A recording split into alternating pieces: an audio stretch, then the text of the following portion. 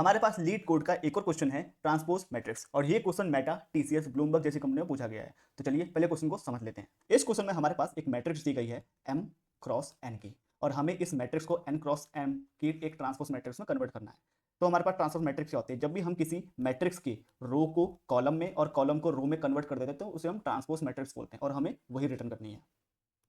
जैसा कि आपको यहाँ एग्जांपल में शो हो रहा है, हमारे पास एक मैट्रिक्स है 2 4 -1 -10 5 11 18 -7 और 6। इसको हमने जब कन्वर्ट किया तो हमने रो को कॉलम में कन्वर्ट कर दिया, हमने सेकंड रो को भी एक कॉलम में कन्वर्ट कर दिया, थर्ड रो को भी कॉलम में कन्वर्ट कर दिया। मतलब हमारे पास जो m क्रॉस n की मैट्रिक्स थी वो कन्वर्ट हो गई n क्रॉस m की मैट्रिक्स में। तो अब इसे सॉल्व करने के लिए हमारी अप्रोच रहेगी, इस क्वेश्चन में जो हमें मैट्रिक्स मिलेगी m क्रॉस n की, इसके थ्रू हम लोग सबसे पहले रो और कॉलम को फाइंड कर लेंगे। उस रो और कॉलम की हेल्प से हम एक रिजल्ट नाम की एक नई मैट्रिक्स बनाएंगे, जिसमें हमारे पास n क्रॉस m के बिहाफ पे ये एलिमेंट को फिल करना शुरू करेगा। तो चलिए इसे कोड में समझते हैं कैसे होगा। हमारे पास यहाँ पे एक ट्रांसपोज नाम का फंक्शन है जिसमें हमें एक मैट्रिक्स नाम का एरे मिल रहा है। सबसे पहले हमने इसमें से रो और कॉलम को फाइंड कर लिया है, देन हमने एक रिजल्ट नाम का एक एरे बना दिया है जो कॉलम और रो के बिहाफ पे वर्क करेगा। सबसे पहले हमने यहाँ पे फॉर लूप का यूज किया जो कि रो को टैकल करना शुरू करेगा, देन एक और फॉर लूप यूज किया जो कि कॉलम को टैकल करना शुरू करेगा। देन हम लोगों ने रिजल्ट में j क्रॉस i की फॉर्म में हम लोगों ने वैल्यू पुट करना शुरू करेगा, यानी n क्रॉस m की फॉर्म में वैल्यू को फिल करना शुरू कर दिया, और एंड में हमने रिजल्ट को रिटर्न कर दिया।